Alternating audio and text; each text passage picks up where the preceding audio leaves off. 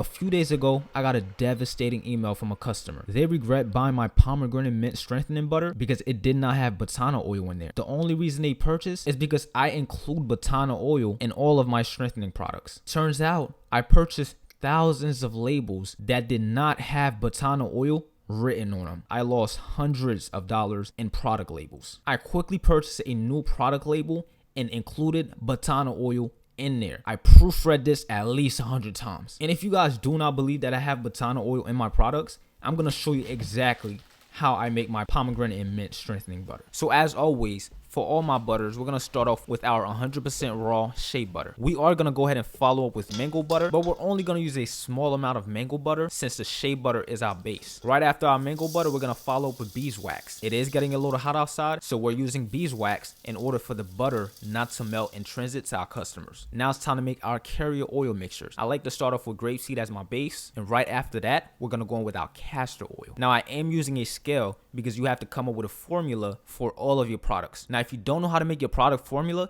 make sure you go ahead and click the link in my bio and join my business/social media growth community. And I will teach you how to make your formula, start your own business, and also leverage social media to grow that business to 10,000 plus in revenue every single month. Now, once you've learned how to formulate your product, I'm going to come back and show you guys that the Botana oil is going in our ingredients. You see it for yourself. Once the Botana oil is in, we're gonna go ahead and finish up with our apple seed oil. Apple seed oil is very high in vitamin H, great for your nails, skin, and hair health. I like to do anywhere from 2 to 3% essential oils. It's completely up to you. You could do anywhere from 1% to 6% essential oil, depending on how strong you want the scent of the essential oil to be within your product. Now, my essential oils are organic peppermint oil and organic rosemary oil. We're gonna go in with about 5% of our pomegranate fragrance oil to add that nice pomegranate smell to our butter. As we go over to our stove, our hard mixtures are melting, and once they finally melt, we're gonna take the carrier oils, mix that into the hard mixtures, and we're gonna put an aluminum foil over that. We're gonna put that in the freezer.